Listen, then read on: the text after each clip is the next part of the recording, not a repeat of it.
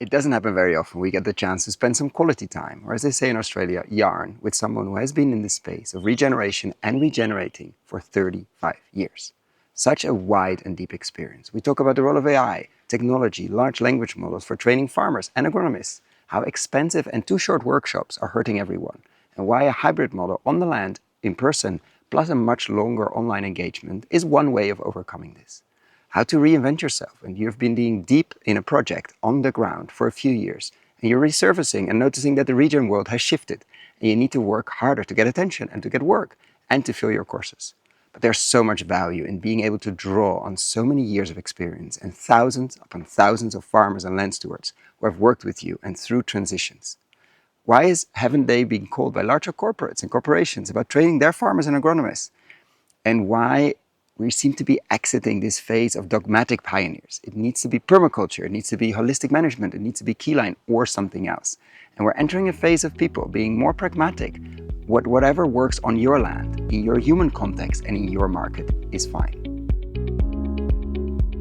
This is the Investing in Regenerative Agriculture and Food podcast, where we learn more on how to put money to work to regenerate soil, people, local communities, and ecosystems, while making an appropriate and fair return. Welcome to another episode. Today with the co-founder of the Regrarians. I think one of the, I'm not going to say gurus in the space because that's not the right word, but somebody that has been around for a while. And I'm really looking forward to this conversation, to this yarn, as you say, or could say in Australia, that I just checked if I could say that as well. We've been in the making for quite a bit. We almost recorded in 2019, but that didn't work out, I think, for technical and logistical challenges. But I'm very happy to do so now. You're coming on a big world tour again. Europe is going to be a big stop. We're going to go into that. And I'm really looking forward to unpack where we stand in the regenerative space and where you stand, what you've been working on, and much more. So welcome, Darren. Thanks, McKowen. It's a pleasure to be with you. And 6 years is a good time to reschedule, right? Not that we've been emailing for like 6 years every month to find a moment. Like that sounds like we're way too busy.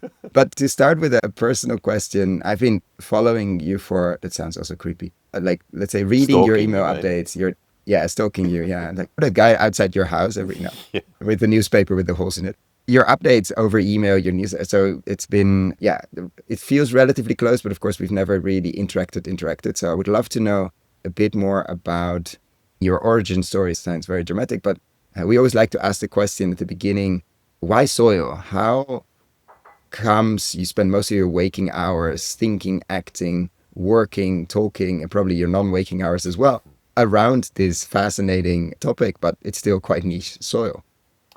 Well, soil is only part of what I wake up about. We've been in business for 33 years this year, so actually wake up thinking about business a fair bit and how to stay relevant and how to stay alive. We had 3 slow periods in our business life, and we just went through one of them.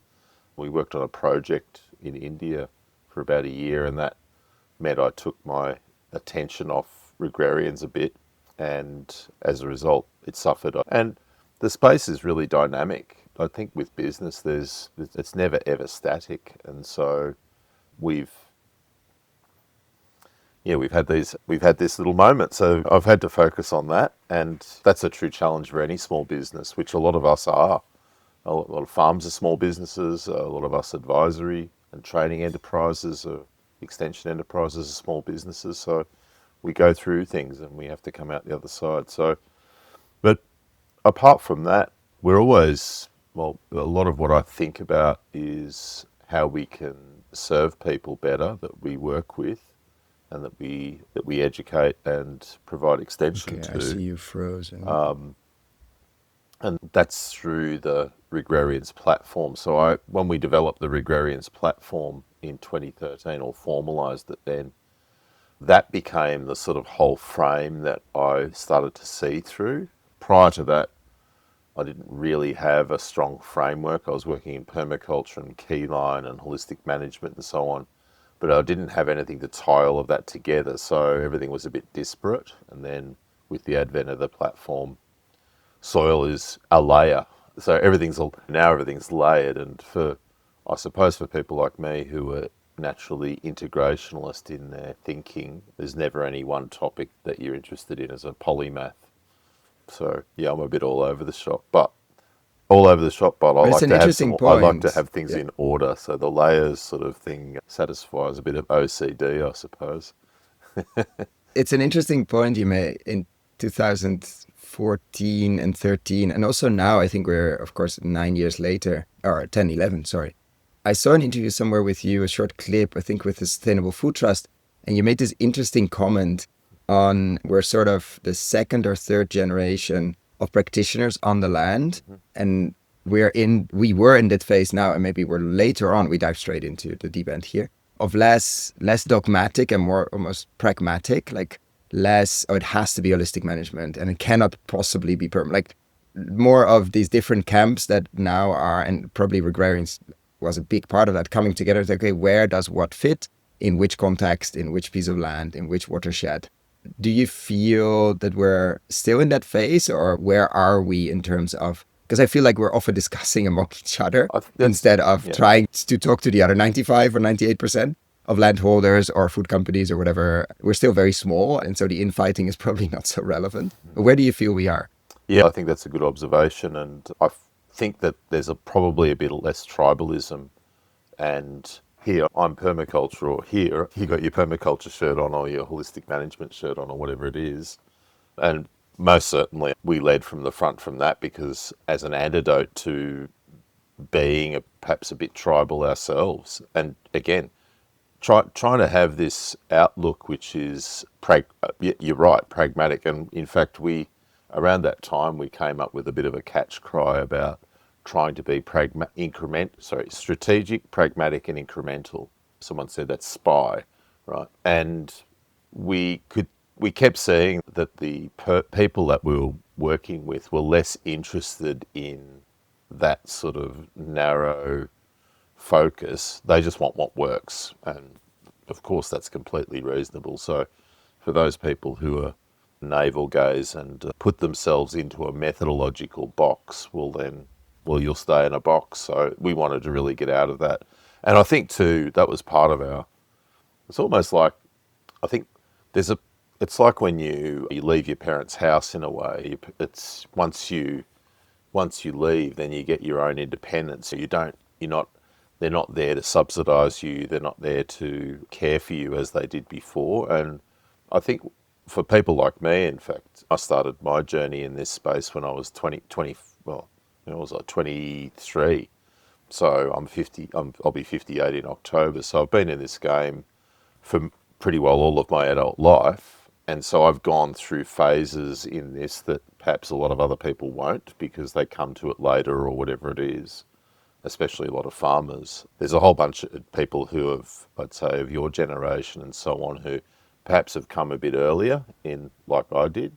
And there'll be a point in your business life where you throw the shackles off and you try and create your own identity. And ours was to try and have it so that we're not suffering any dogma, taking the best of everything. So while I haven't taught a permaculture course since 2014, I think there's a podcast out there that says I abandoned permaculture or something like that. But it wasn't so much abandoning it, it was just going, okay, well, I don't need to be confined by or defined by one methodology, because if people would ask me what I'm more inspired by, I'm more inspired by P.A. Yeoman's work in keyline than I am in permaculture, although permaculture is obviously a big influence in the broader. And when you talk about, there's land management, but then there's land planning and land design, and I think that there's two separate strands here. They're obviously connected, but when it comes to planning, the big planning influences are soil conservation from the United States. I would also say go way back to von Thunen's work with the isolated state, when that book was in German in, I think, about 1780, and then come through to the soil conservation work of the 1930s, which was the Army Corps of Engineers of the US in response to the maladies there. And then keyline came out of keyline came as an antidote to soil conservation in Australia, and then permaculture came out of Both Bill and David were heavily influenced, at least on a broader landscape, by Keyline, and then Alan Savory was influenced from hit by reading Keyline, and so you got all of these. But there's not much within holistic management that has to do with land planning. They do have a holistic land planning, but it's pretty limited. So yeah, so I like to study the lineage of things because it does help with understanding how things Where we emerge and are, how where we're ideas going. form, and so that's why I think it's an important part of your craft, right? To go and understand. Just if you're an economist, you go back and read Adam Smith, or or if you're into Common liberty, you'll sense, do yeah. the same, or you'll be reading Voltaire or whatever. Go back early. You should be going back and looking at the roots and see the evolution of ideas because they all inform what you do. And it's an interesting point as well, like where we're now, or the last, let's say, better part of a decade. In a lot of these people are still alive or still very recent, like Alan Savory and others. And we also need, in a sort of natural evolution, or you could argue you need this more dogmatic pioneers, because otherwise they like this pioneering species, if you look at I don't know, a succession forestry or syntropic, like the pioneering species are absolutely fundamental, but at some point their role is semi-done and they hinder, let's say, the next, they create the microclimate for the next group to emerge, but they're probably much more pragmatic and more cooperational than the pioneering ones are. And that's okay, and that's fine. But we need that succession because, let's say, shouting pioneers are not going to change the system. They create the circumstances for the next wave to come on, and then the next, And and they're the next. usually more And charismatic and they generate sort of fans. Whereas people like me, the groupies I are don't probably generate the fans. bigger. You just get stalkers like me. Yeah, Well, no, but people who the smell my groupies butt. are Yeah, the groupies are probably the interesting ones. They're almost more dogmatic than, and we've seen that in many different ways in religions, etc., sure. than the charismatic leaders are. And but now we're infused in a different phase in regeneration, and I would love to double click on that with you for someone who's been in this for 35 years plus. Like, what do you see in the larger, let's say, agroecology regeneration space in this wave, like the wave of attention of corporates, the wave of attention of younger people like me? I've been in for now 15 years, but I see the last 18 months, the last 2 years, like a wave of people that have experience elsewhere. They've built companies or businesses, they've built NGOs, and they somehow get bitten by the soil bug because of health, because of inequality, because of biodiversity, because of climate, whatever the nice about it, because of water cycle restoration, I don't know, whatever reason it is. And there's this influx of people. Do I see that just because I'm in the bubble, or do you also see that, and you're the much longer lineage, you can see, okay, when were there waves? Like, what have you seen change now that you're coming a bit back into the space after the big project in India? Does it feel different now compared to 2 years ago, or even 5 or 10 years ago? What do you see as we're talking in July 2025? Yeah, it's interesting. I suppose the big thing that's happened in the last, 20 years has been the development of social media and the algorithms that put stuff in front of us, whereas that wasn't there before. You made your own algorithm, if you like. You In chose the the original magazines days that of you the would read, internet, you yeah. chose who you would be interested in, and so on. And I suppose the media's, to an extent, are an extension of that. But when Alan Savory introduced Everett Rogers to me, I don't know, 20 years ago, we were talking, and maybe not that long ago, but so Everett Rogers in 1963 wrote a book called The Diffusion of Innovations. And it's a brilliant piece, and I wrote about it in our chapter of our first book, our first chapter, climate chapter of our book. And it sets forth this concept, which most people in marketing would know, or in business would know, that there's innovators, like you said, there's the sort of pioneer species, then there's the early adopters, and the early adopters follow the innovators, and then the innovators are followed by the early majority and the late majority, which are the mainstream or orthodoxy, and they're the ones that everyone's trying to capture. And the innovators and the early adopters, who are usually trying to put forward something like currently regenerative agriculture, they're having a crack at that. But on the side of all of that, you've got all of these smart cats in the room, all of the big companies who we know they're, some people would say, co-opting the brand and so on, which is not the first time. It did the same with organics back in the day. And I was actually Sustainability. talking, this morning we're doing our 14-week Rex farm planning course at the moment. And it's our second last week. And this week's layer is economy, which is probably relevant to us talking today. So it's fresh in my mind. We were talking exactly about this in terms of certification and the co-opting of brands and so on. So it's fresh in my mind. And I thought that the only brand that hasn't really been co-opted is Biodynamics. I think of all of the Biodynamics, none of these are brands, right? But they are. Yeah. In the public's mind, they're brands. Yeah. They're practices, of course. But Biodynamics, of all of the brands that are out there, is the one brand that hasn't been co-opted, it hasn't been greenwashed, etc. I think. I mean, Why do you think that is? I don't know. It's when you're teaching, or I do when I'm teaching, it's almost like you're riffing, just ideas. You just, That's what we do in this podcast. Yeah, exactly.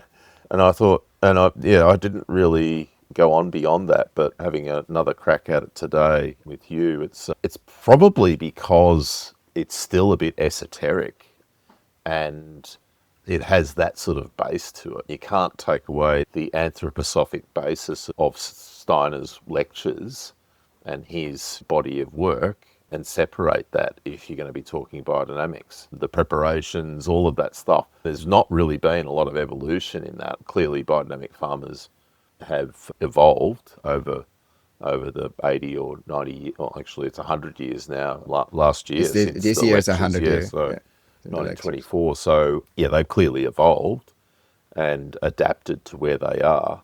But, yeah, in terms of the branding, I don't see it as being like it's something that hasn't been grabbed and washed into a new shape. We know that organics has. We know that regenerative is permeating everywhere and so on. So ecological agriculture as well hasn't really, but it's never been a catchy one. The regen thing has been when we were there pretty early on. We developed the Regenag brand in Australia, and I trademarked it, and we ran courses under that brand, and we brought them around the world and so on in 2011.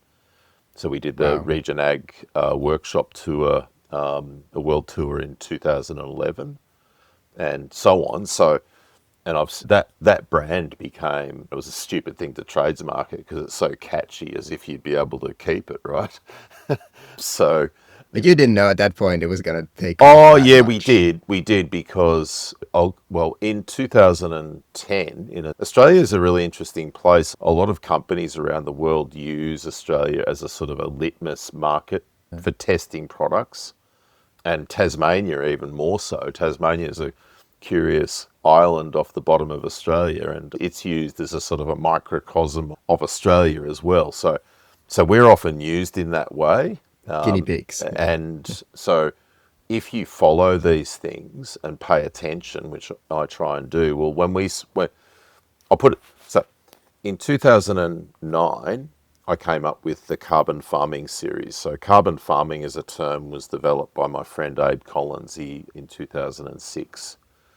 And so I developed in 2008 and 9 the carbon farming series, carbon farming workshop series, and the carbon economy series. And we ran those workshops all across the US and Europe, particularly the US. And I came back home we came back home at the end of 2009, and I'd realised at that point we had these changes in the politics in Australia were really polarised around the whole carbon thing. We had a Prime Minister who lost their job just 2 years after winning in a landslide, mainly around the whole carbon issue, and then a new Prime Minister was installed. In her campaign, she said, there will be no carbon tax under a government I lead. And because she won on a hung parliament, she had to do a deal with the Greens. And so the Greens said, yeah, well, you're going to have a carbon tax. So she did. And of course, so I said, carbon is now a dirty word. And I could see as well that in the rural parts of Australia, it was really divisive. So you had some people who were climate farmers, let's say, farmers for climate.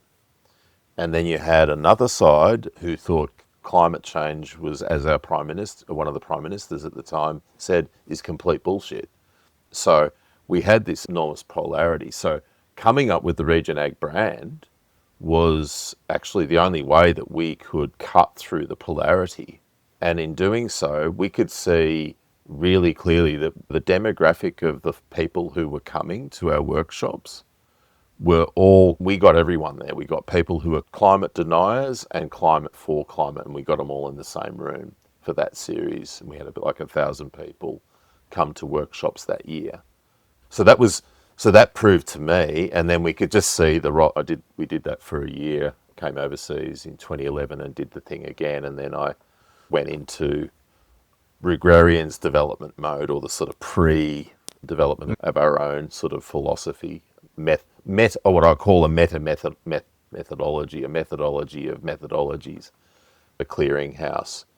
So yeah, I could see that this thing was different, and I can see that by the companies that have invested in it, some of the biggest food companies in the world, and you can see, well, they're not dumb.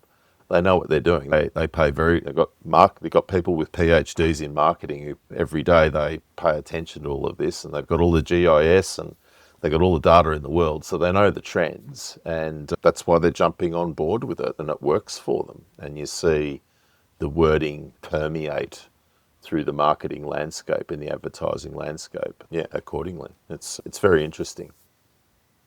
And does that lead to, because you work with a lot of land stewards, farmers, landowners, on really that meta level of planning, which is way more than, let's integrate a practice or two.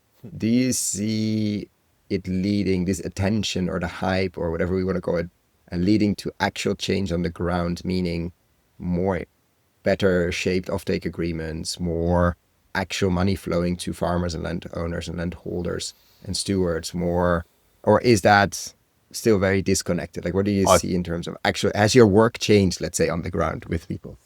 It's a good question. There's no set answer because it's so different depending on where we work. Context, I think we work in something like, we've got members who are from 85 different countries now, or more.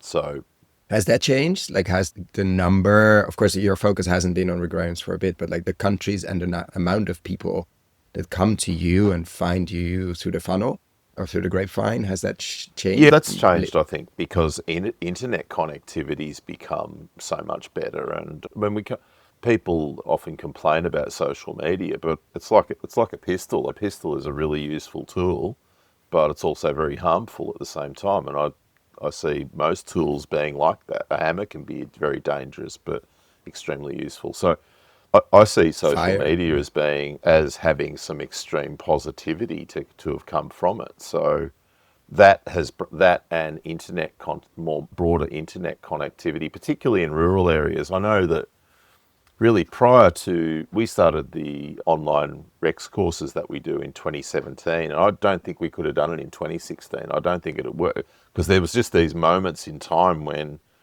broadband just became available. The digital divide between what was in town and what was in the countryside just around 2017 changed in a big enough area. And so with that comes also access to ideas and concepts and connectivity that perhaps wasn't there before. So we see these things come together, right? Looking at direct seeders on YouTube if you want to, or chicken caravans or stupid cat videos, but suddenly that's available. Oh man, gee, you look at the stuff that's on people there forget how recent that was for many, and still it is. Like, I think until Starlink, and let's not open an Elon discussion, but has revolutionized that again to many places where broadband just wasn't possible at all. Yeah.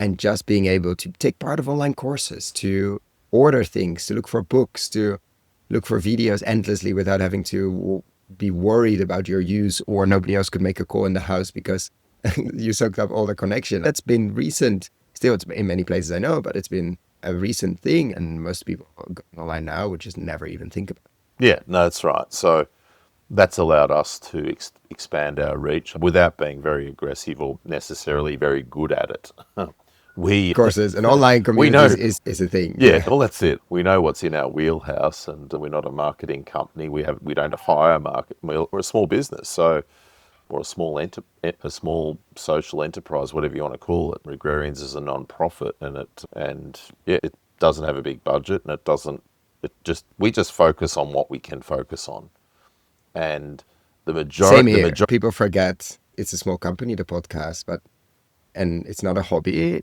It doesn't mean we have massive budgets. We make it work, and it's because of support from listeners, foundations, a few others, and keeping the cost as low as possible. Yeah. Those are the two levers to pull.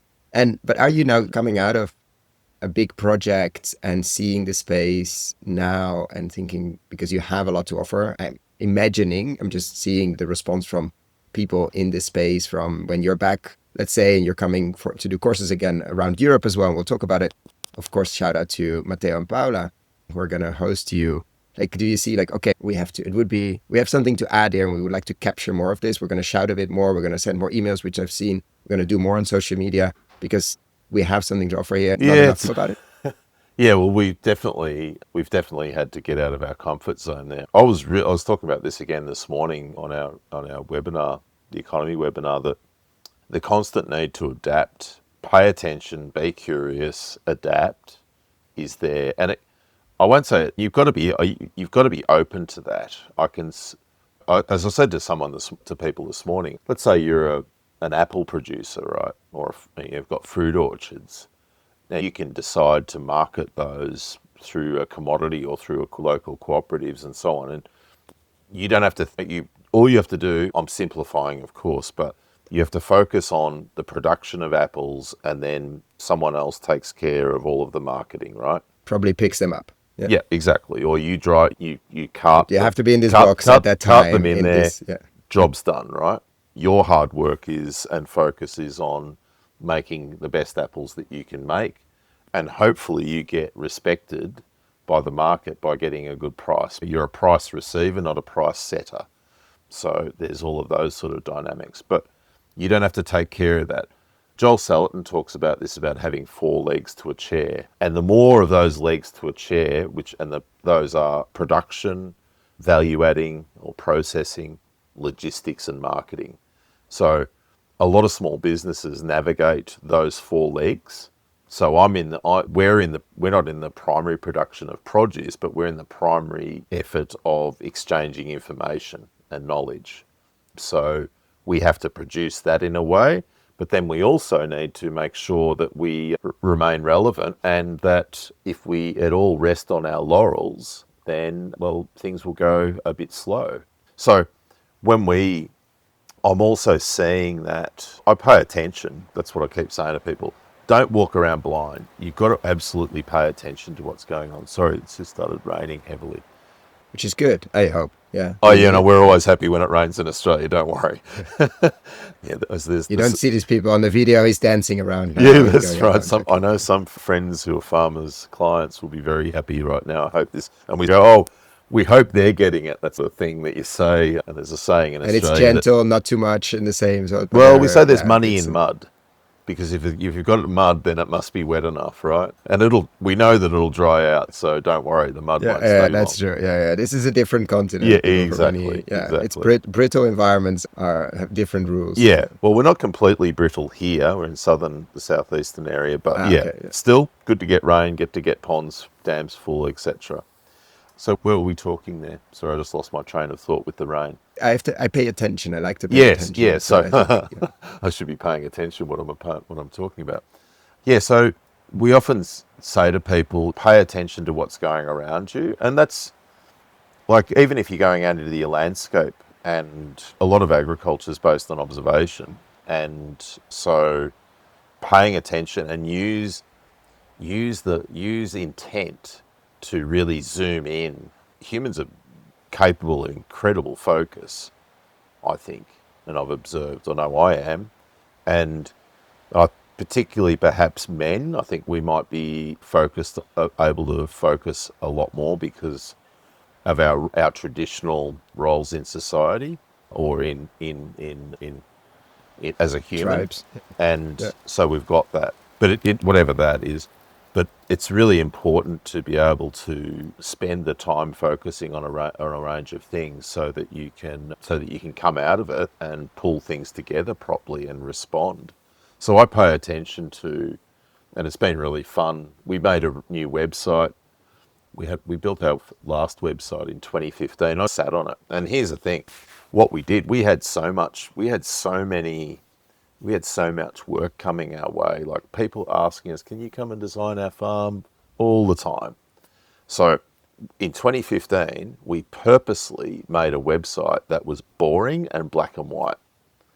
Everyone else around us, they're making new, Flashy, they said, yeah, they're making nice little colourful things, and it's got all, you open it up and it's got a nice scene and all these videos, footage, and we're going, no, we're not doing that because that'll just attract too many people. We'll have to deal with them all, right? You need a filter. It needs, people need to really want it. Yeah. So we made this black and white boring website, and anyway, come to the end of 2024, that strategy was over because we got to the end of that, and the word of mouth thing had only gone so far. So, and we could see it worked a bit too well. Yeah. Well, we could see a lot of young people your age were coming up and comers, and I was going, oh, I'm feeling a bit old all of a sudden. I've always been the young. I feel that with like farm influencers that now are on TikTok and Instagram, etc. That we do these long form conversations, and now there's fundamental work, but you see these young people bouncing around on a farm and making very shortcut videos. I'm like, I would never do that. I'm happy somebody does, but it does make you feel old. Yeah. Well, all right. You're probably much younger than I am, so anyway. But I understand from land planning and farm planning, like there's so many people in that space, but there are very few, if not any, like with your kind of history. But of course, if you have a black and white website, and people think, are they still active? Are they still around? Exactly. Maybe they retired somewhere. Like, what's happening here? Exactly. They would go for a flashy one after your word of mouth is slowly died out. So and so you did a new website, which and it was like, all right, that's all we had to do. We had to do a bit of show and tell, and now we're doing it. You started emailing again. That's media. It. We've got a mailing list of like 9,500 or something like that. We break all the rules that we've said to so many people. Build it and you're here. Build a mailing list, make sure you're regular and stuff. We just weren't doing it. And so ultimately came to a bit of a halt. Was it scary? No. Georgie Pavlov, who I've worked with since about 2012, because we came before Georgie's time. We came really close to the wind in 2002, I think, and that was scary. But the business was only 9 years old at that stage. And I was talking about this again this morning. I said, I wouldn't say scared is the right word, but it built anxiety. Woke you up. Yeah. But by the same token, I know, I don't want to brag, but we know our job well enough, and we know where we sit in the industry and amongst all of those that are around us. So we know what we can do. So we felt confident about that. We just knew, but we also knew that we weren't telling anyone that we were here, and there was a bunch of other people who were coming along and perhaps captivating the space. But we could see that, not to be arrogant, but that they weren't any competition to what our capabilities are. So and even if there's such a big space, it was just a matter of us. It just flying, saying, "Hey, we're here. We're still here." And that's which probably is a thing you teach or you share with farmers all the time. Like, it's very important, especially if you want to get out of the commodity space. Of course, depending on your crops, depending on your context. But like, somebody needs to know you're there, and somebody needs to know what you've been doing. For sure. And otherwise, how can you expect somebody to pay a premium, or to even pay better, or to have another kind of relationship in that supply web if nobody knows if nobody ever comes on a farm, if nobody ever captures it, if nobody ever, like, how do we know? And that's the lesson. Well, that was another thing that we had to do too. We felt that we needed to adjust our pricing. There's a whole lot of levers that you go through, and this will happen in any business. Discounting is a common tactic that people will use in business to get rid of inventory or whatever it will be.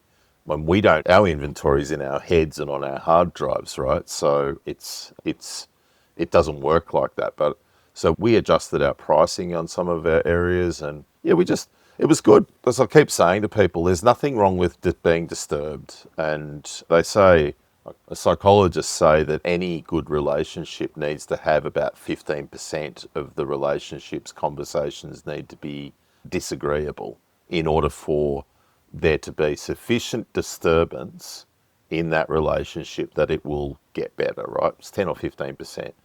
And so if I look at our 33 years in business, we've had probably, I don't know, 3 or 4 years out of that where it's been a gone backwards. And we're not on a growth path, right? That's not our thing. Where you might say just keeping where we want to be according to our context, but where we've actually dipped off that trajectory.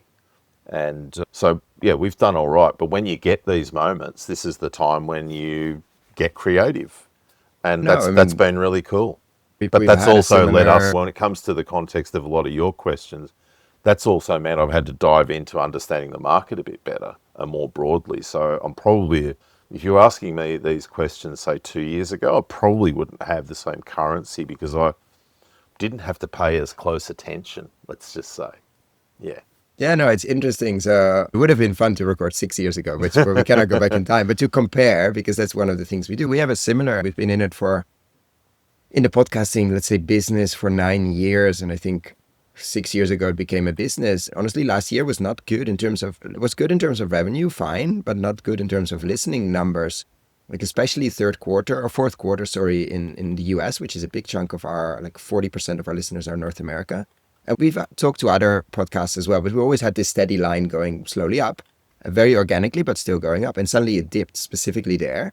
And that's scary. Like it's scary to see. And you hear others saying similar things. And I'm just imagining, let's say they were very busy with the political season there, understandably, and they maybe didn't have time to listen to content like this. Or maybe there were other reasons, or maybe it was us, but as soon as you see that, I think it was October, November, December, and it has recovered a bit, but still a few months are not as good as last year or not as good as in terms of listen numbers. We don't get paid for that necessarily. We don't run ads. We have supporters, but of course, that line shouldn't continue to go down because at some point, if there are 10 people listening, we don't really have a business. And so it's an interesting that we started experimenting with video, not really our thing, but very happy we did other things just to stay relevant and to see, because some numbers are starting to dip. Well, they were always going up. It's an interesting feeling. It's quite scary to see that. And then, but it forces you to be creative and start experimenting. Yeah, for sure. Well, we were talking this morning about the 8 forms of capital that Ethan Roland Soloviev and Gregory Landway of the Regenerative. Always a tricky surname. Yeah, Soloviev. Probably got it wrong. Shout But out. anyway, Ethan, I've known Ethan and Gregory. They did the second Keyline course that we did in Ithaca in New York in 2007. So anyway, I've known those boys for a long time. But they wrote Regenerative Enterprise, I think, in about 2011 and outlined the 8 forms of capital. And we were reflecting on that this morning. And I was reflecting on that through this period we've just been through. And when you look at all of those forms of capital that we've been able to build over that time in terms of the social capital that we've been able to leverage, these are times when you go into a bit of a drawing on those forms of capital. You go and draw on your experiential capital, your knowledge capital, and so on, so that you can put the time and energy into it. One thing that's also been interesting, I had a good conversation with Oliver Goshi, who you would probably know of the Regenerative Skills podcast and also the Climate Farmers. Very bright young man, and I've got a lot of respect for Oliver. Yeah, we were talking, I think, last week or the week before, and we're talking about the courses that we've got coming up. And they've been, I have to say, it's been the most challenging period I've ever had in terms of organising courses. We've come to Europe so many times. We've done something like 230 or 40 courses, which is probably as many as anybody has in this space. And it's never Combined, probably. Yeah. Pardon? Combined, probably. Yeah, well, I don't know, but whatever the case, we've never had an issue with getting bums on seats, as it were. If that is not the case now, it's really tough. And we were talking about, well, what's changed in the landscape in the period since, like 2019 was the last tour we did, a proper tour, and it worked out pretty well. And then we're going to do another one in 2020, and we know what happened then. So so we didn't go back out onto the road until August last year, and that worked out all right. We didn't do that many things. We didn't come to Europe and do any events, but yeah, it was a short tour. And then this one, I think we've got 12 events in 12 weeks, and yeah, it's been tough. And well, yeah, Oliver and I were talking about, well, what's the challenge there? What's changed in the landscape? And I think, obviously, online trainings, there's a lot of them, so there's probably a bit of education fatigue. As you said before, you can get a lot of information now. I know from talking with people on our workplace, on our education and extension network, we've got 5,500 members. I know from that people saying, "Oh, I got this from ChatGPT." There's all of these different nodes where people are getting information. We even had a client a few years ago in Western Australia, and they got featured by YouTube. It was pretty funny because I went over to their place a couple of times and consulted on the layout and everything, and then I hadn't heard from them for a while. They got featured by YouTube because YouTube made it out that they learnt how to farm and learnt how to set up their farm all from watching YouTube. And anyway, I'm looking at all these things, and I rang up Tim and I said, "Well, I think you might have got that idea from somewhere else, mate." And he said, "Yeah, I know. I kept saying that, but they said we've got to play this line." They Anyway, had their story. but there's a lot of yeah. That's YouTube's story when they're sticking to it. But there is an element of truth in that. There is so much content out there now that what's the value in coming and listening to a guy from Australia who's perhaps not as well known, because the whole world has moved on from that. Unless you keep yourself in front of the camera, then you're gone. Whereas if I go back 10 years ago, I was pulling hundreds to places. I'm not Joel Salatin either, so I'm not in that sort of league, but it has been very interesting. And lucky I don't have And so what is the value? I don't have an ego to bother me about, but I find it interesting to say, well, what are the things that I'm doing there? But then what could I do? And there's better? a lot more. What are the dynamics of the market?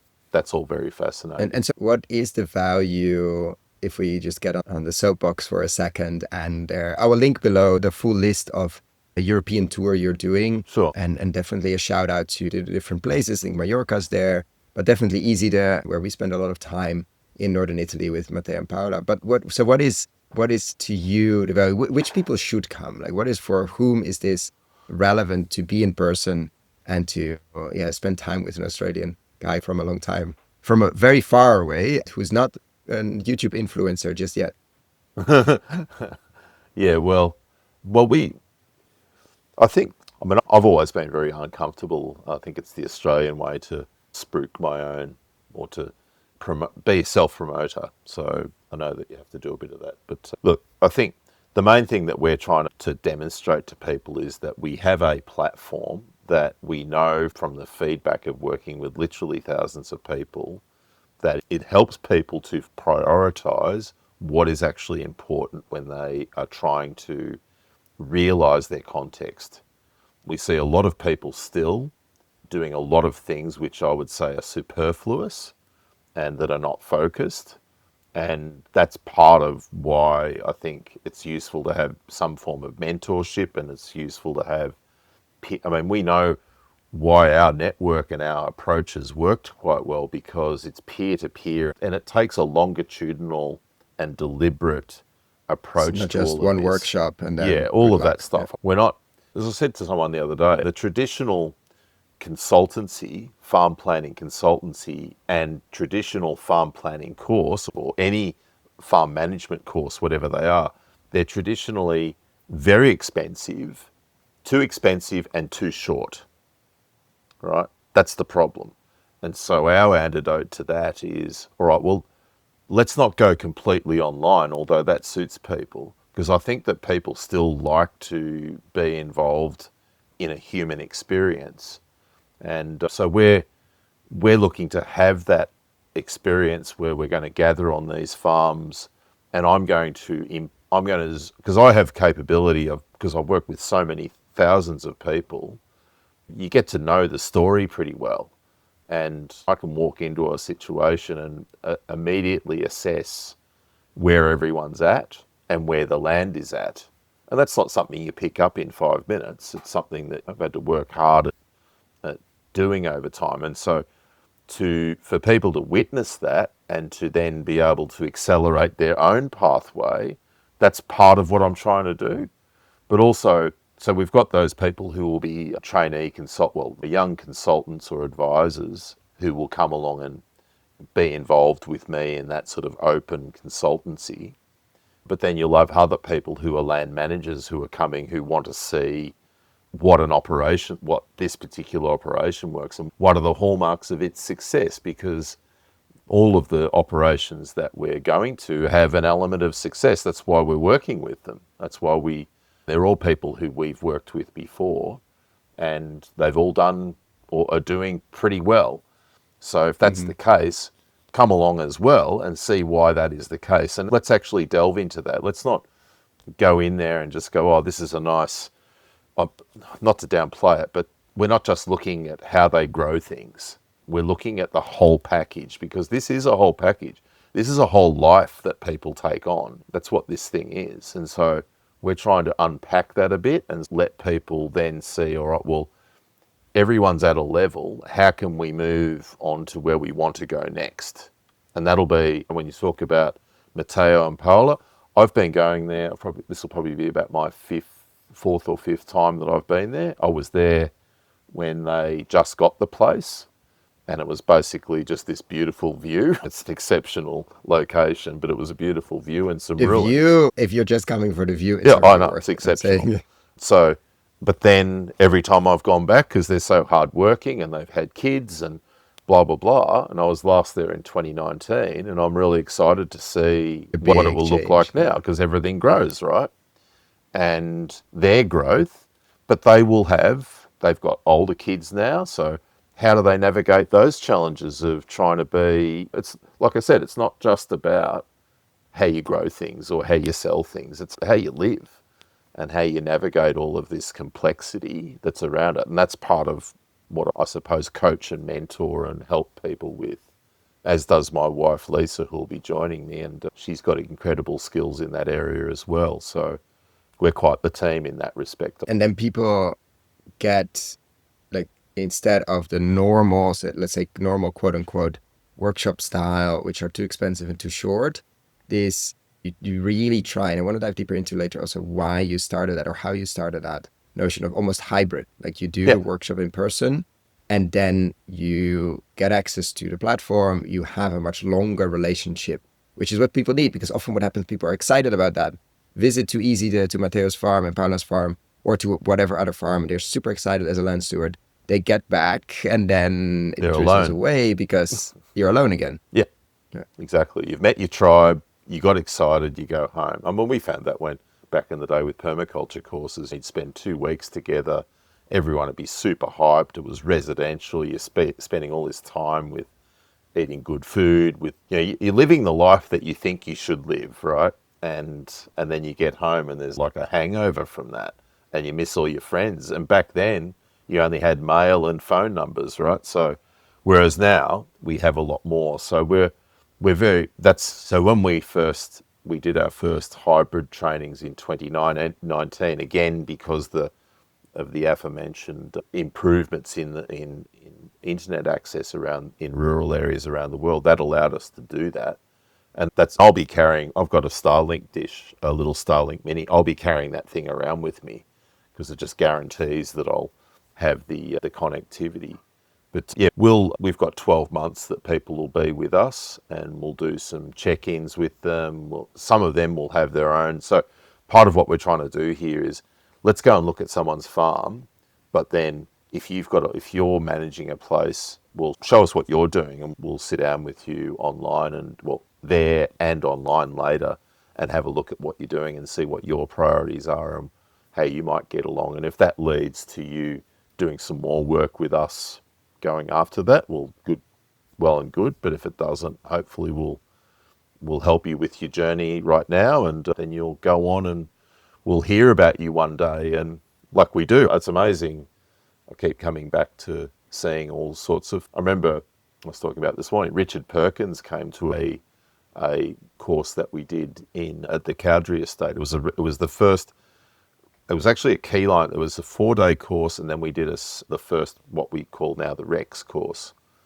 And he came, I think, to the 3-day, and yeah, he's driving around a van with his that then partner and young daughter Grace, and yeah, Who grew and up a bit now. you know, Yeah. pretty smart, confident young fellow. But I thought, well, yeah, I don't know about this fella. But then years later, of course, well, he's gone into leaps and bounds. He's done very well, which is a credit to him. So he's worked very hard to do that. But at that time, I wouldn't have thought that. And I could name a whole bunch of people that I've come by and who have been very quiet achievers, and then they've sent me a note later on and say, "Hey, look at my place." I go, "Well, look what you've done. That is so." And I take no credit for that at all. It's all them. We've just had a moment in time where we've met, and hopefully we've been able to You might have influence them in sped some up way. some But development. they've had to go off and do their stuff, and some of them are very kind, and they say, "Oh, you taught me this and that," and yeah, but that's only a small amount of what they've actually had to do to pull off what they're doing. Because this is pulling off the whole running of a successful agricultural operation that's a serious task, especially if you're doing it from zero, which a lot of these people are doing. It's very impressive. And do you see a role for you, and maybe you're already taken that and I just don't know, to work like with this attention of larger companies or companies that are buying from groups of farms and are starting to look, because I think one of the shifts we've seen is that this in larger companies starts to become more of a sourcing discussion than a CSR, like a nice to have sustainability thing. But actually in many crops, like climate weirding is definitely a thing. And there's a lot of pressure on farmers or in those supply chains or supply webs, as Ethan likes to remind us. And companies are looking for trainers to train their farmers. And it's very difficult to find really, say, ones that are available. First of all, we had a long episode with Philippe of climate farmers and actually Matteo and Benedict on like, where do you go if you want to transition? Who do you call? Because your agronomist probably is not, let's say, in agroecology, and there are a few consultants around, but they're or very busy or very expensive or both. And so, but you have these companies that I want to, in this area of potatoes, I really need my farmers to start transitioning. Have you been approached by those? Like, let's train 100, let's train 200, those kind of conversations on a larger scale? Or is it individual coming to you and say, I want this piece of land Yeah, to it's the change? latter. I haven't had any approaches from any, but perhaps because I'm a farm planner and that's a very generalist role. So I was talking with Oliver about this the week before last as well, and he said we were talking about something similar. We see that the role of the agronomist in this space is perhaps more critical. We identified this a long time ago. When we made the Polyfaces film and released it in 2015, we deliberately pitched that film to what is, I won't say it's a pejorative, it's an affectionate term, the soccer mum of the United States. We wanted to create a story that was not a how-to farm. It wasn't any of that. It was basically, here's how you can buy and here's how you can live. It was like a precursor to Maha, you might say. It was an emotional video. It was an emotional Yeah. film. But at the same time, it had real outcomes about how you can turn your intent on purchasing in a particular way. And we thought, well, how the hell is this going to go? Because the other side of that is, well, sometimes these things happen where films or some sort of media is produced and it creates a consumer trend that's quite runaway. And we thought, well, and we were talking about it going, well, there's actually, if consumer demand goes way ahead of the farmers have always been able to catch up. But by goodness, in this space, there is a huge gulf. I know a lot of conventional farmers and I know a lot of conventional agronomists and I know a lot of conventional ag professors and people who are in the conventional orthodox field. They have got a big learning curve when it comes to changing over to this stuff, right? They've got to cast away a whole bunch of stuff. And John Kemp's found that it takes them like 2 years or so, 18 months to 2 years to turn on on a new agronomist, right? And I think they've got like 40 or 50 now, and they are having to meter how many people they take on, like as There. clients. So there's these, you don't want to be in a position where you have a company like AEA and not service people properly, because the temptation is always to say, yes, yeah, come and be my client. But if you can't serve them, well, then you're not There. going to have a business for very long, and you're going to be a big damage to the movement. So I think you hit the nail on the head. We're not getting, because we're not an agronomy firm or an agronomy outfit. Farm planning is by nature very generalist. It takes on a whole range of different aspects. Like we will help people to direct them to a particular agronomist when we know. So a lot of this is about marrying the right, or Training the creating the right trainers. Like, relationships, yeah. right? Because we know an incredible number of people. So I suppose that would be of use to some of these companies, but we're still going to come up with the same bottleneck, that there just aren't enough specialist service providers that need to support people on a journey. And those people also, those professionals need to develop the methods by which they can longitudinally support people, not create a dependency, because that's a tenet, I would say, of regenerative agriculture as well. Is, I would say, if I was to create a tenet of regenerative agriculture, would be to not create dependencies on anything apart from soil health, let's say, and human health. We should have a dependency on that, and And the rest is, biodiversity, yeah. etc. But we shouldn't have a dependency on certain professionals who are the knowledge holders that I am absolutely wedded to. That's the old method, but I think that there's a pathway where those people are deeply involved for a critical period, and then they become obsolete. And so I can imagine actually like these companies, if they're strategic about training, I don't know, olive farmers because they produce olive oil, or if they're training, that it makes Just lost you sense there, mate. to. Yeah, so So I that I was whole thing saying, is a worry for us, but it's a good worry to have. But yeah, I don't know. I don't know what the educational system in Europe is like to do this. From what I can tell, it's mostly vocational, as opposed to, like, the institutions still haven't caught up, I would say. no, but what I could imagine now, like companies in specific contexts and specific supply webs need to start seriously investing in their farmers. And in order for the farmers to be able to transition, they need a good suite of help and support, Sure. which probably means these agronomists need to be trained, retrained, or unlearning, or all that nice stuff, which might be very relevant for them to go through a Rex training and to be there and to. So I'm imagining not almost for the farmers as well, plus their daily help or their weekly help, let's say, that they can call. But it's exactly that. Who do you call when you need help in this, and who do you trust, who has been through these transitions before, preferably in your area or your context, so you can actually, which for many farmers is obviously fundamental, because it's great if somebody in Idaho figured it out, but if you're in Ireland, yes, how serious do you take that? And so we're in that phase. I don't think Philippe of Climate Farmers, Philippe Burkhardt, did research. I think of the 500 university or applied university courses in Europe, there are 2 or 3, I don't remember the exact number, but it was below 10 on agroecology or at all on regen focus. So there's a huge space there to train the trainers, and thus farmers have because not all farmers are going to be learning on YouTube, traveling to all kinds of places. Like that's for the pioneers. That's great. And that's for the small minority. But now we need to train the rest of it. And there is serious interest from companies that their supply chains are under huge pressure to deliver. And they can no longer just buy the orange juice somewhere else. They can no longer just commoditize.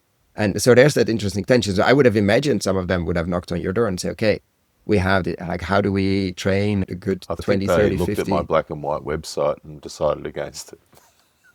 So let's initiate that, because there's a role there. And I think the online piece is fascinating, or the longitudinal piece. Like it's not a one, because that's what farmers hate and everybody hates, obviously, is like somebody visits, says, this could be done X, Y, Z, and then disappears. And then maybe 4 months later, 1 year later, 2 years later, somebody happens to pass by again And the internet gives us that opportunity. Like, when did you recognize that with online to have more of those touch points and have that hybrid piece? Oh, Do you remember? we saw it years ago because we've had longitudinal relationships with clients pretty well our whole career.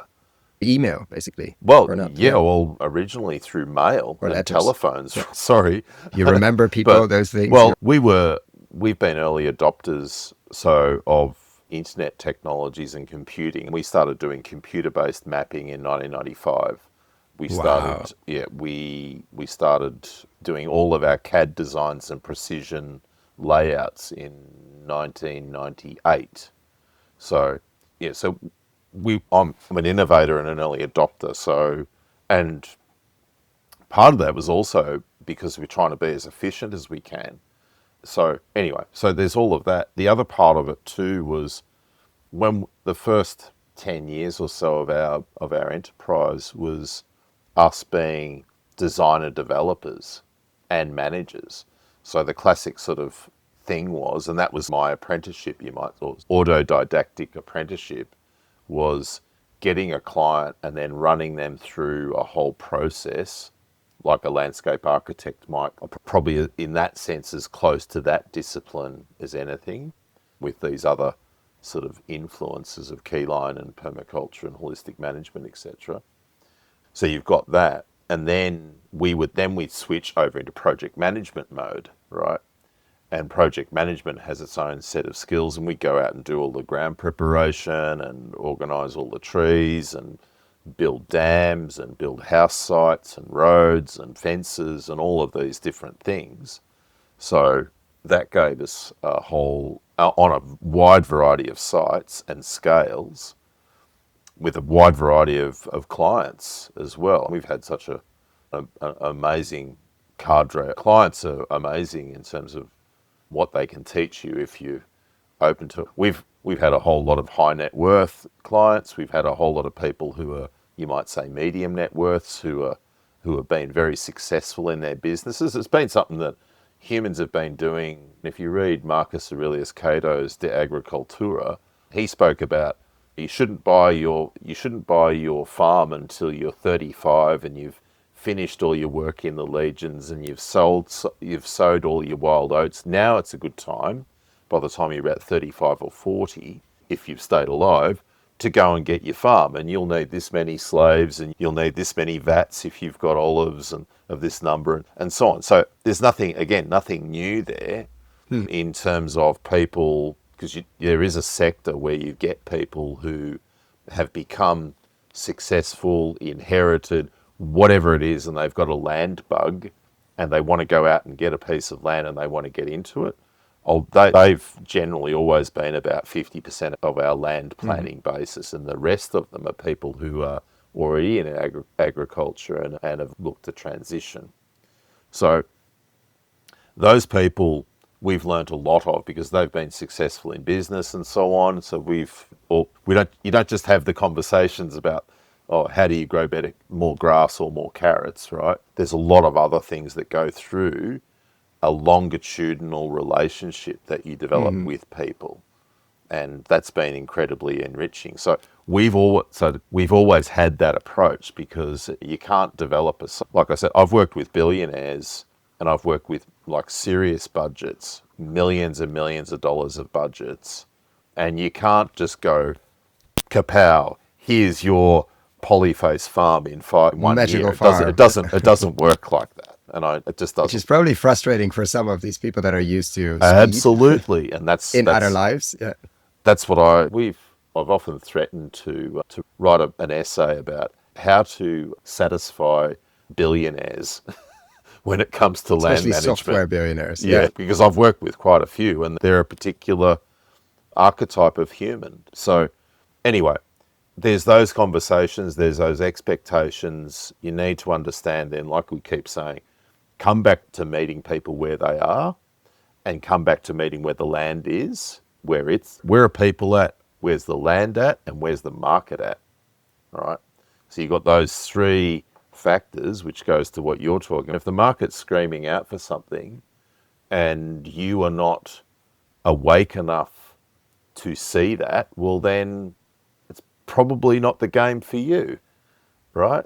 You've actually got to go and strategically and pragmatically and incrementally change what you're doing. You've got to surround yourself with some support which will help you go through that. Some of that's finance, some of that's because you, especially if you're an existing farmer, well then your debt to equity ratio and your connection with your existing finance networks is probably a bit marginal. So that requires recalibration. That also requires, if you've got existing finance over your place, to convince them that your change is actually something that they will allow to happen. It's good for them. Yeah. Right? So there's all of those elements. So often it's easier for people who are coming in from the outside and bringing their own capital or getting some because they've already got a history in business, they've already got some capital behind them for them to be able to go, but then they lack the experience that's necessary. And perhaps, as you said, they've got an expectation that that this is a factory you can turn your finger on or you can build something and it just works. When you pull the grass, it grows faster. Yeah, but it doesn't rain for 3 months or something, or whatever it is, and that upsets everything, and everyone's it's a humbling around. So I don't have any problem with telling anybody anything. I'm very happy to speak to any billionaire, and I have, or high net worth who's had a shit hot career in whatever they've done, and making it very clear that this is not going to be like what's got you to this point. This is going to be different. And you need to be very aware of that. Yeah.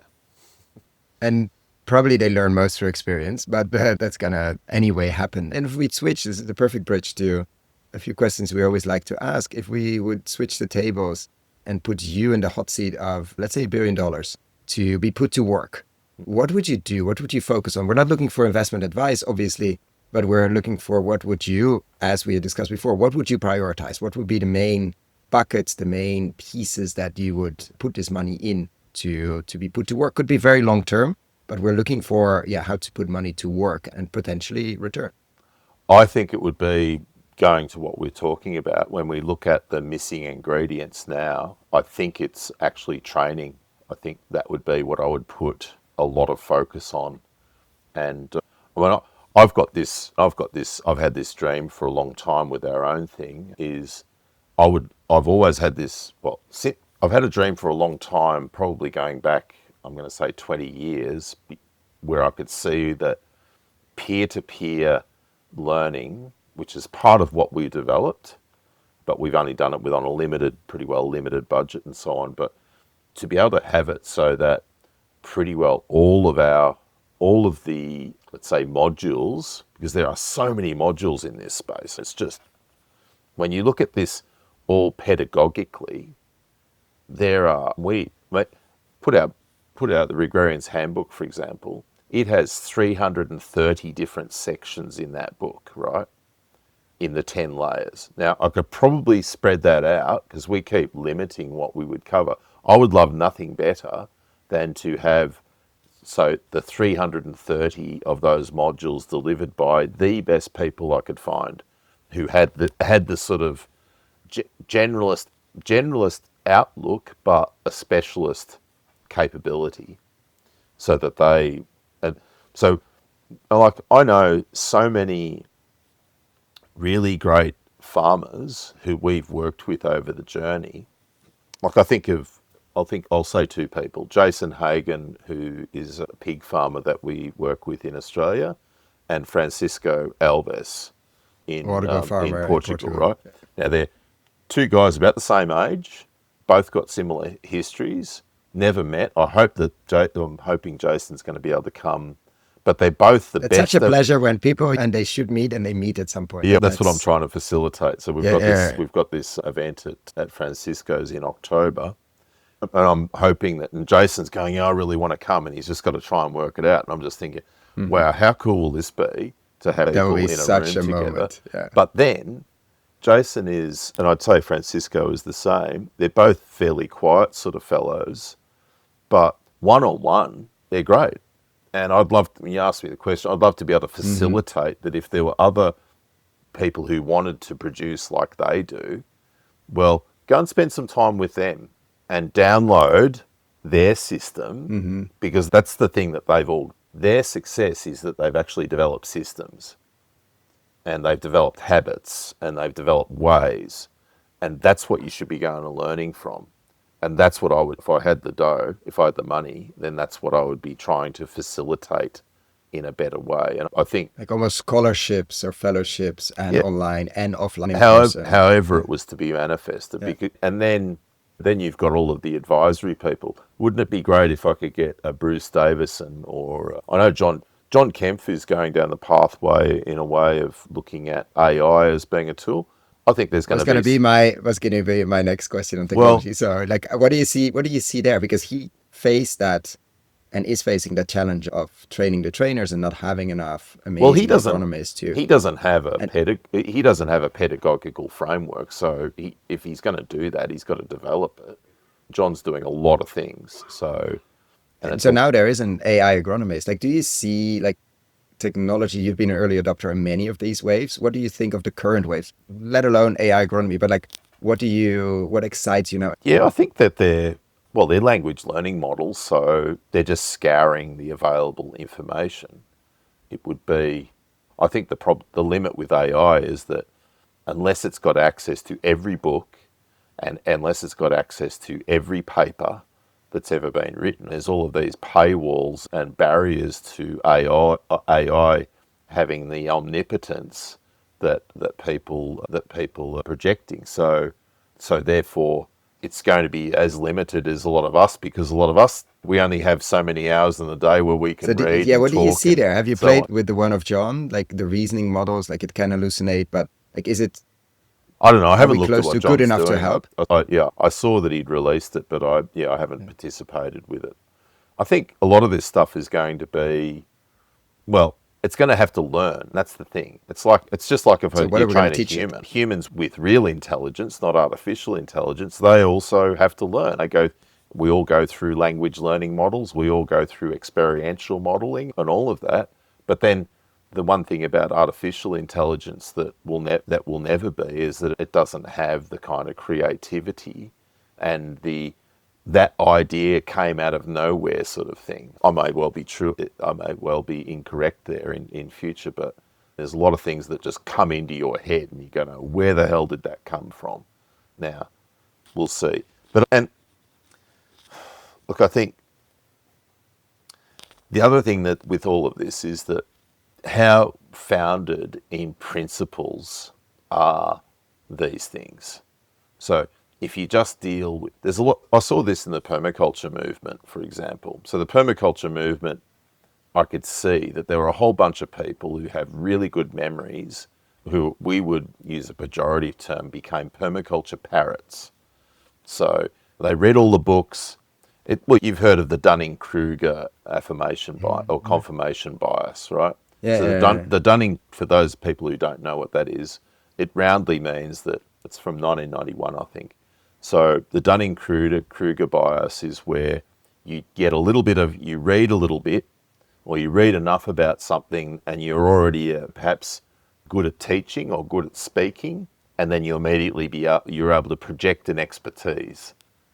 And I see some of this being like that. And we saw that with permaculture. People who go and do a 2-week permaculture course, and suddenly, they have the gift of the gab, and then they come away from that and they tell you to do this, that, and the other on your landscape without any nuance, right? And the danger of that was that people were being given a license and encouraged. So Bill to Mollison, put swales everywhere.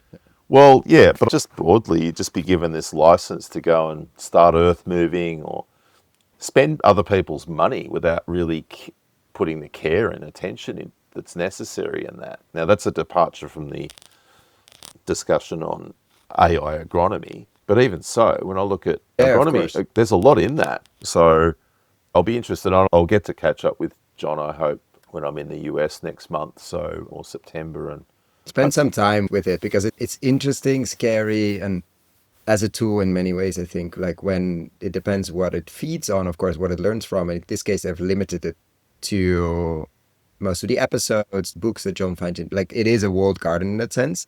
But of course, the question is, and I don't know, I'm not a farmer, I'm not an agronomist, like, is it relevant and useful? And has a place somewhere? or not. And I'm really curious how that will play out. How does it improve?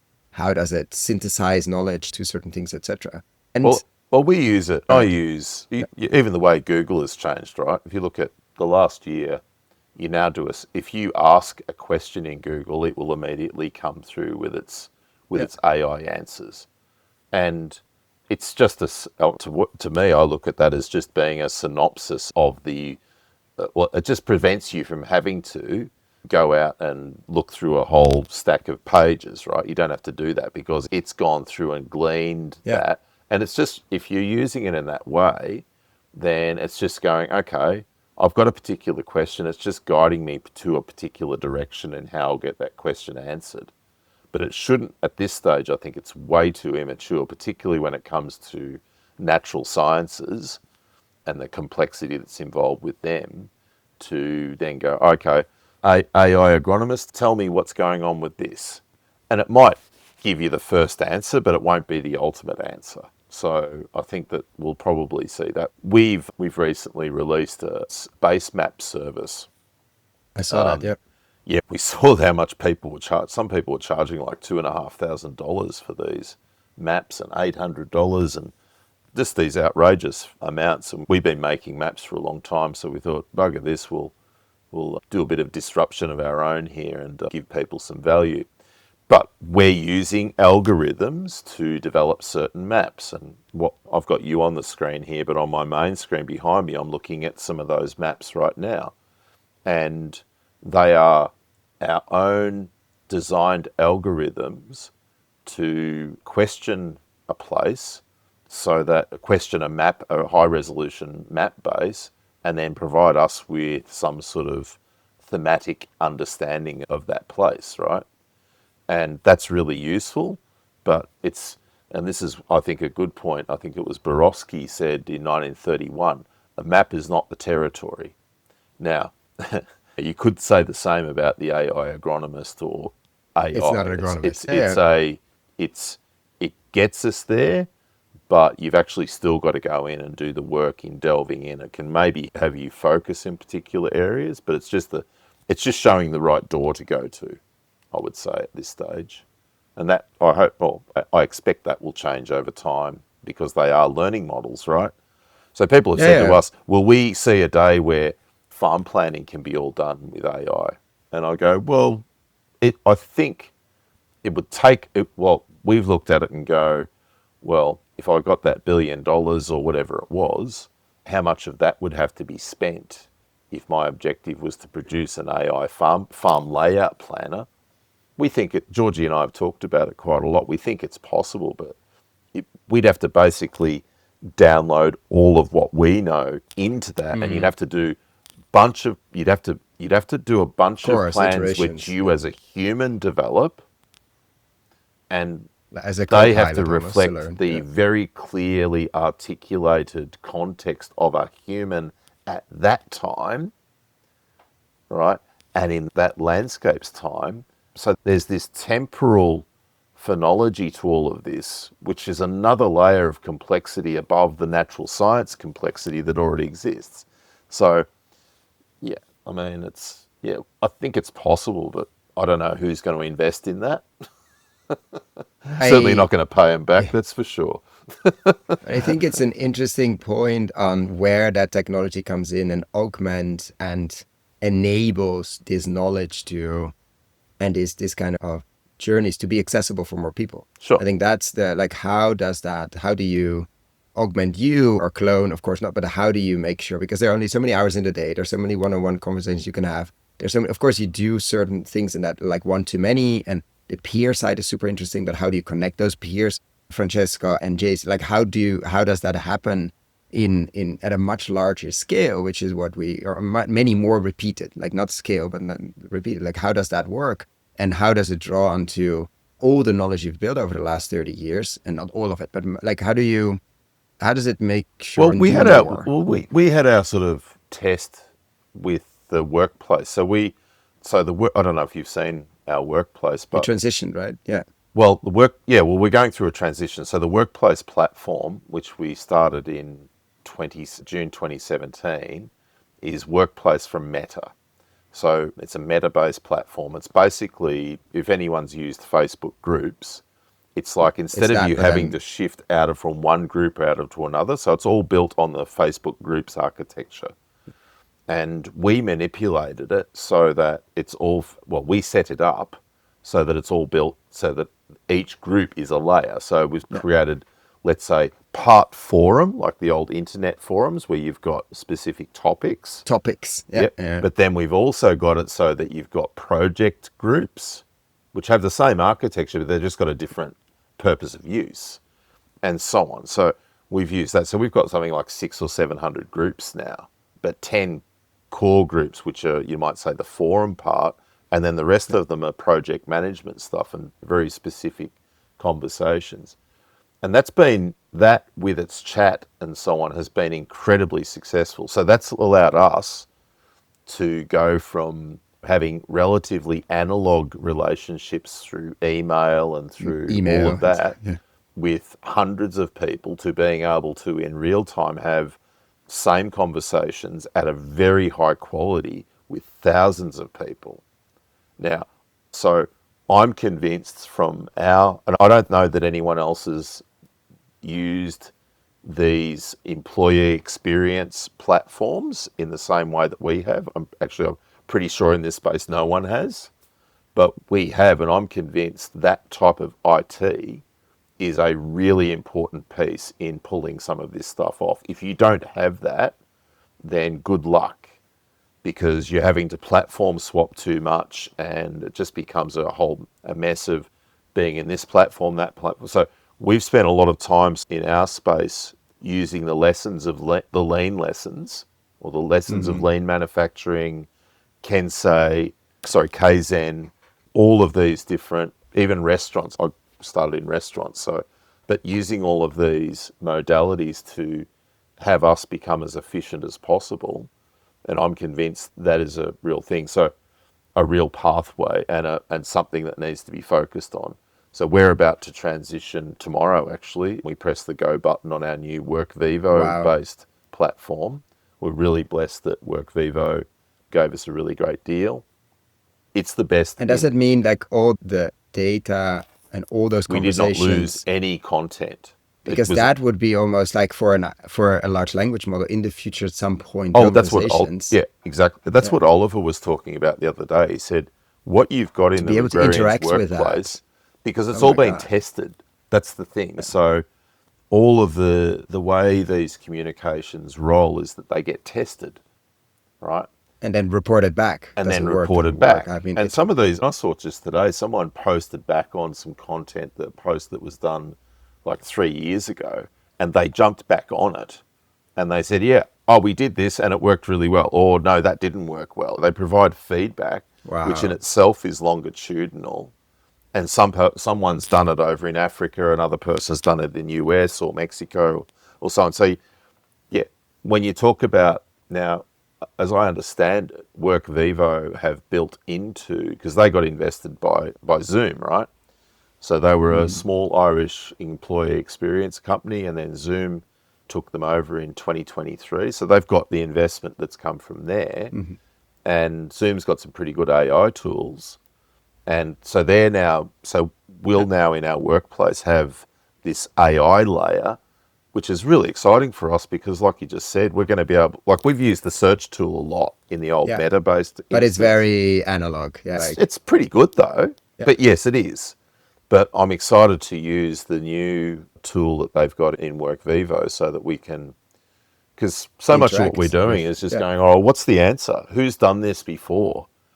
And you can't get that from a journal because scientists are all working as they should. They're working in a reductionist way. It's very difficult to do holistic science. Well, guess what? We do holistic science. It's called real life and real world stuff. And we've got all of these people who are running particular scenarios in particular situations and then reporting back. And that's huge. So, yeah, we would definitely love to see that developed more. But yeah, we certainly see also that type of apparatus has a huge amount of potential to address some of the limitations that we see in terms of connecting people who need to be connected, which is a huge part of what we do, just connecting people. So, you've got throwing away, as Brock Dolman said, get out of the ecosystem and get into the ecosystem. What we have is an ecosystem that we're working in, and we have a human ecosystem that needs to be, that the dots, the Jason and the Francisco need to join. If they don't know each other yet, they need to.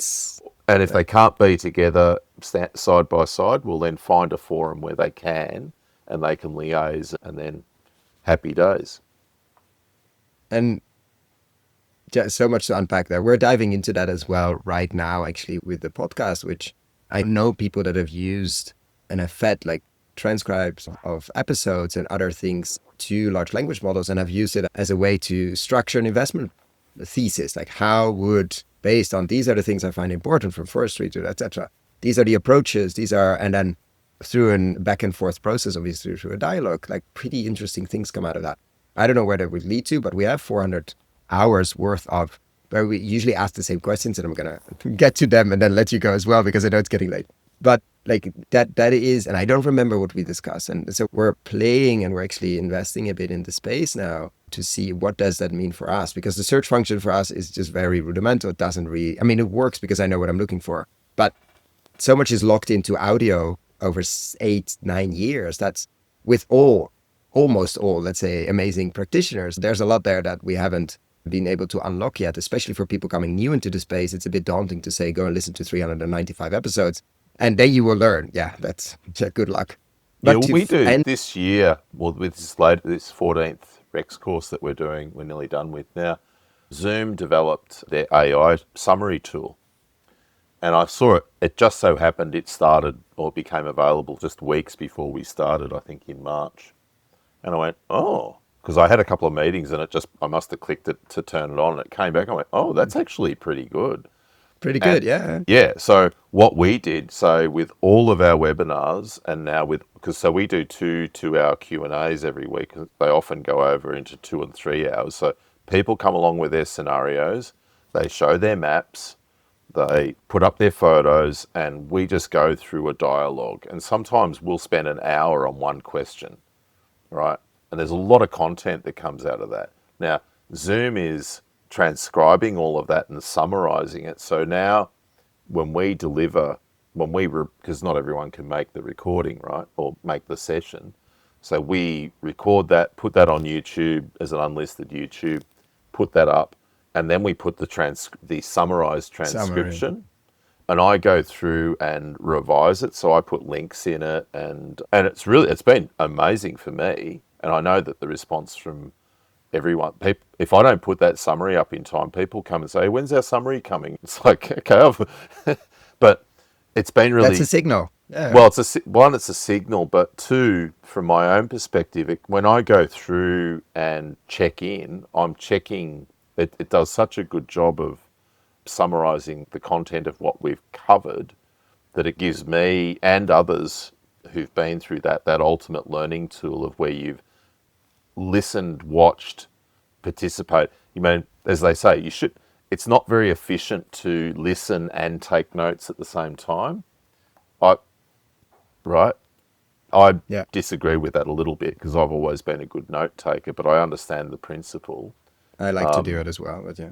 Yeah, but if you've got a digital proxy doing that for you, and it's doing this is only 4 months into this, and it's doing such a good job and it's improving all the time. I'm very happy with that service. So I think that when we get into on this thread, when there's algorithms which are then accessing that and tying that all together, then that's going to provide people with an even stronger language learning model.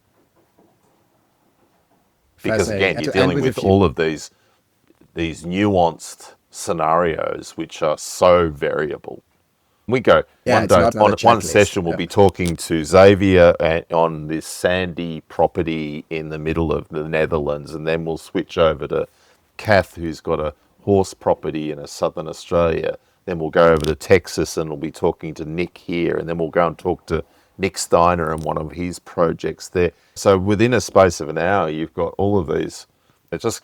I come out of it with my sort of head spinning a bit, but it's pretty amazing in terms of the sum of conversations which have real content value.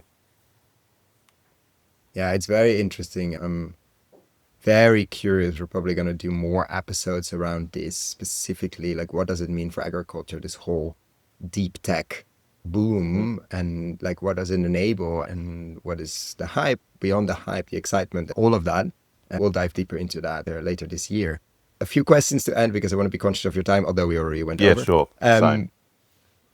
What is the one thing you would like to leave with investors? If we do this live, I usually say, let's say we do this in a theater, we have a whole group of people managing wealth, either their own or other people's money.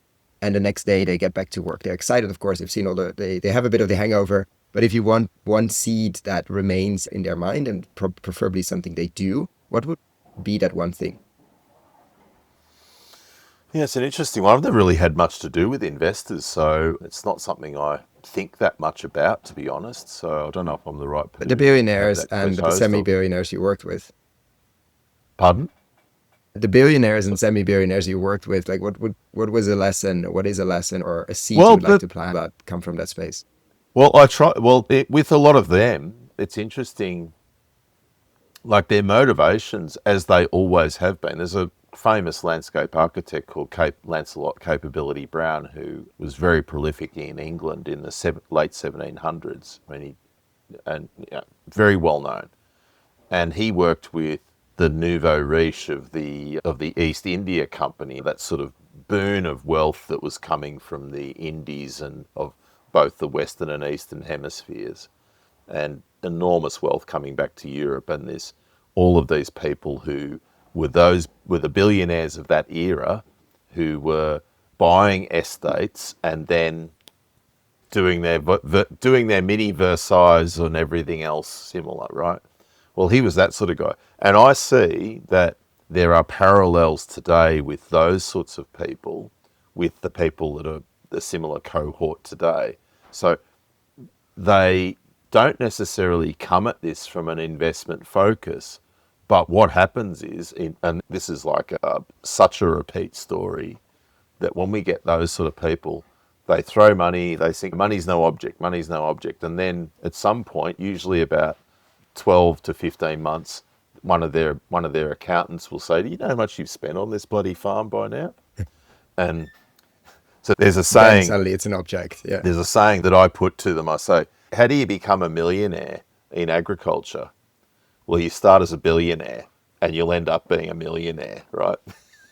Because you'll Yeah. just blow so much money and all of this. So, like I said, I don't know if I'm the right person to ask here, but I keep coming back to that. If you are an investor, then develop a relationship with.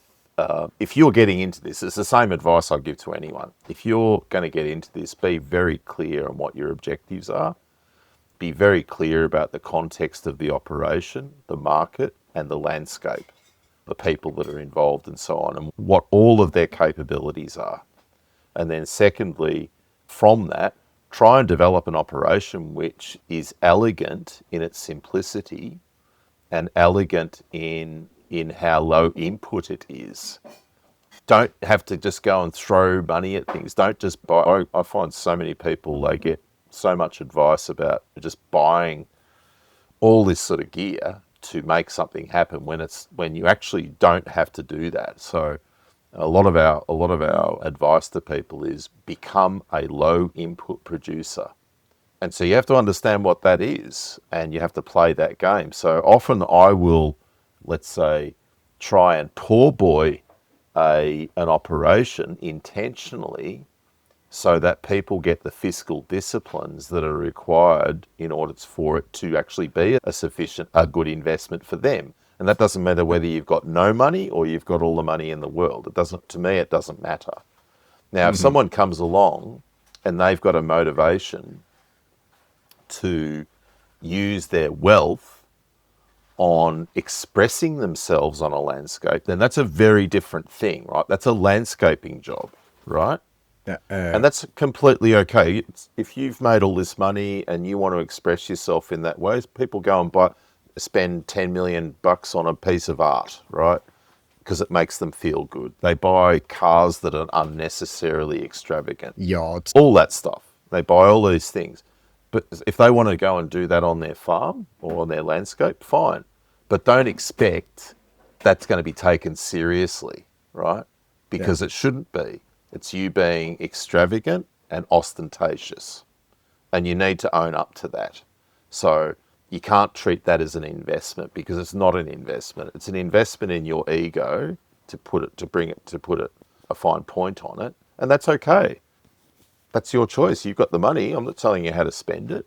If you want to drive a Lamborghini and have a farm that's you've developed into the most beautiful in the world in your eyes, well, happy days. But don't expect it to be taken seriously as a benchmark, as an investment, right?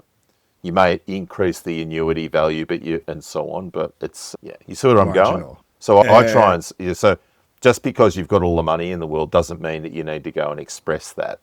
That to me is that's not a good way of going about it, if you are trying to do this have an honourable expression of an investment.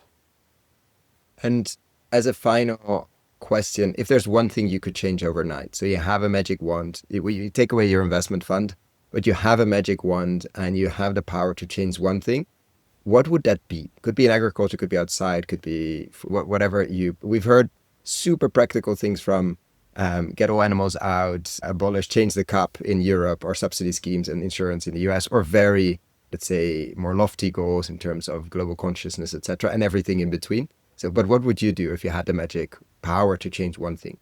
I'm a big fan of Joel Salatin's food emancipation proclamation.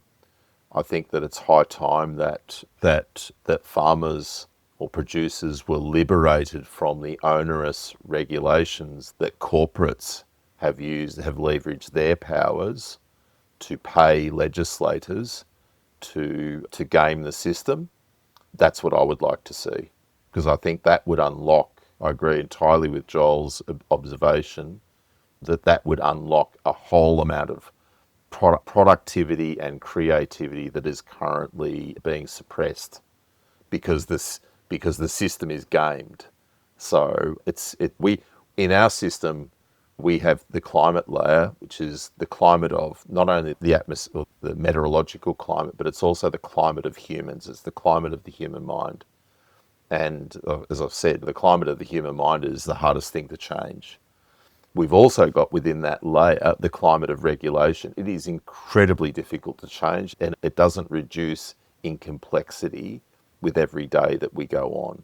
So I would love to see a lot of that be rationally changed, and the blunt instrument of legislation not be as blunt as it is. I'd like to see people put the effort and the integrity into their task as bureaucrats and as legislators to not be so blunt, to reflect that the world is a nuanced place, and that they have the capacity through re-regulating or having dispensations or whatever to allow a lot more creativity and allow a reversal in the fortunes of producers to actually change, because it's not. We might get a little bit of a price gain here and a little bit of a price gain there, but this structure of the system is gamed against the producer, unfortunately. So and I think that food emancipation proclamation and what that entirely means is that's the magic wand I would wield. Thank you so much for coming on here, of course, for the work you do and taking the time to come here and share about it. And obviously to be back on the road and to come to Europe and to other places, but it's predominantly Europe, and definitely will promote the different workshops and courses further, as many people it would benefit many to spend some quality time, and then spend some quality time online as well, to push their thinking, their acting further. And hopefully we'll get some companies involved, some agronomists, and let's see this as a new phase as well, because it really feels like that. Yeah, cool. Well, thanks very much for the opportunity, and I look forward to hopefully seeing you in Italy at Matteo and Paola's. Otherwise, We'll try. we're going to be in Mallorca, France, Poland, Hungary, Croatia, maybe going to Greece, that's a bit iffy at the moment, and Italy, and then Portugal. So that's the tour in Europe this year. So look forward to it. Sounds like a grand tour like they used to do. Yeah, it's not that grand. It's do something, get on a train or a car or whatever, go to the next place. So it's a pretty, Tense one. it's a bit of speed dating, I think. It sounds like it.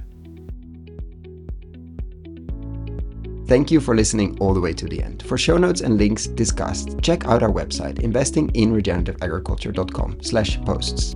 If you like this episode, why not share it with a friend? And get in touch with us on social media, our website, or via the Spotify app, and tell us what you liked most. And give us a rating on Apple Podcasts or Spotify, or your podcast player. That really, really helps us. Thanks again, and see you next time.